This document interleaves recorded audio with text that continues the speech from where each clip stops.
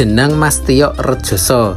Lah iki lho, nemu jeneng sing nyuampleng tenan iki. Wis to, aku ra mblithuk tenan iki, ra percaya buktekno dhewe. Cocok gawe sarapan isu. Isu-isu iya cocoke diwe sing alus-alusan dhisik bolo. Ben ra kaget lambungmu kuwi lho. Gawe sing untune wis rompal kabeh. Iki ya cocok iki. Karek nguloni mak glender-glender ngono kae. Lah wong jeneng iki lho, nek dipangan ora usah dadak ngoyo-ngoyo mamah. Lah wong rasane lho koyo mlaku dhewe. Mak klulur.